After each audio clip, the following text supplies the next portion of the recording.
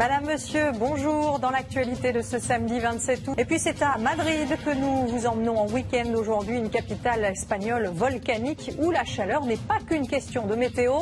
Après un petit cours de flamenco et quelques churros au chocolat chaud, il sera vraiment temps de faire la sieste. Pour les chaussures de flamenco, partons maintenant à Madrid où je vous rassure, la température dépasse aussi les 30 degrés. C'est là-bas que nous vous emmenons en week-end, comme tous les samedis midi. La capitale espagnole est une destination redoutable pour les épicuriens, comme nous le montrent nos correspondants Bertrand Aguirre et Rémi Cadoret.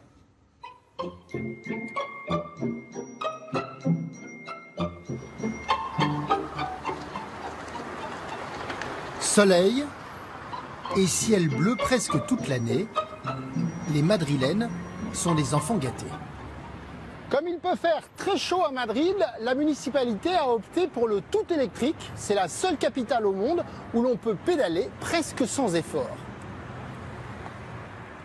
À 2 roues, pour 2 € par heure, Madrid se visite donc en bras de chemise. Pour le centre, c'est vraiment le moyen le plus rapide, surtout si l'on fait quelques entorses au code de la route.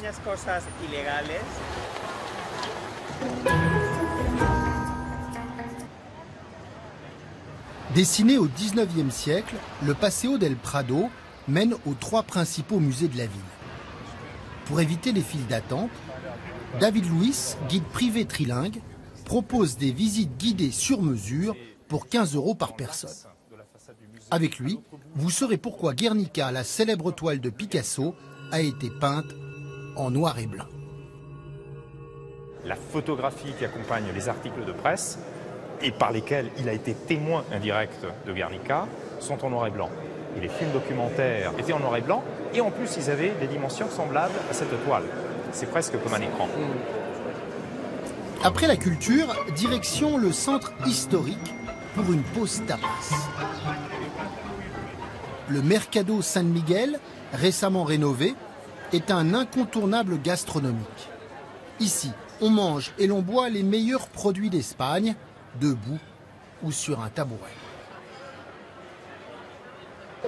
Pourquoi ce jambon, c'est le meilleur du monde? C'est dû au temps de séchage qui est très long et aussi à la race du cochon. Elle est unique.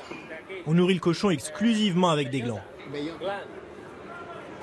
C'est très bon, mais c'est aussi très cher. 17 € les 100 grammes. Plus abordable, les anchois ou les calamars frits en sandwich. C'est le sandwich de calamar. C'est typique de Madrid. Mais si vous voulez, je peux aussi vous faire un assortiment dans un cornet. À 2 minutes à pied, la Plaza Mayor. Une esplanade carrée, imposante, à l'image du Palais Royal. Ici, pendant la visite, inutile d'essayer d'apercevoir le roi. Il n'y habite plus depuis des décennies.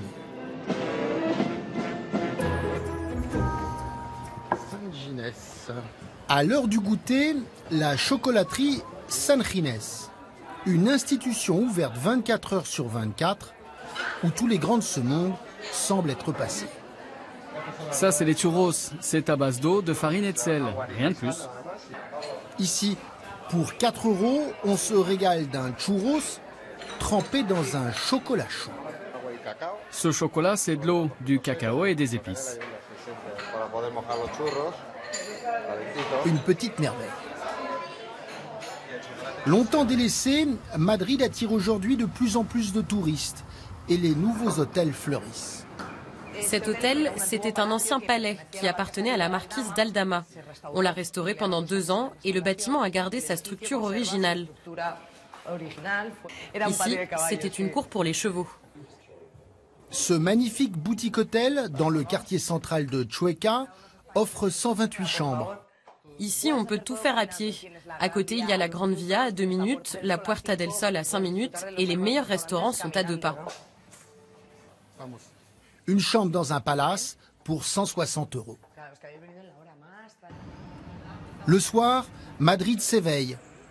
Totalement invisible de la rue, sur le toit d'une église en ruine, au-dessus d'une bibliothèque, ce café-restaurant domine tout le quartier de Lavapiés. C'est un quartier très populaire, de plus en plus à la mode. C'est le plus multiculturel de Madrid. Il y a 57 nationalités différentes. En cuisine, les plats sont à l'image du quartier. Ça, c'est une interprétation d'un plat andalou. Ce sont des courgettes tempura avec du parmesan et du miel de romarin.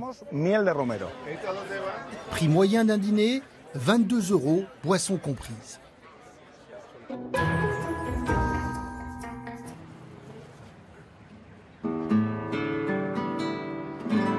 Ça, c'est vraiment une guitare de flamenco. Dans le quartier de la Latina, à côté du Ciné Doré, la Cinémathèque de Madrid, et au-dessus d'un marché, bienvenue dans la plus ancienne école de flamenco d'Espagne.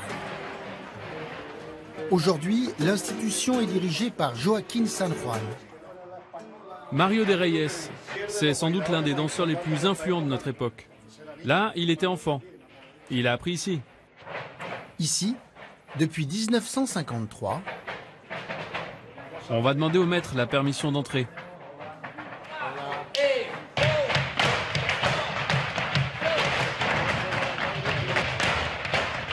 l'on apprend à danser avec les plus grands maîtres du pays. Et là, c'est qui? Alejandro Granados.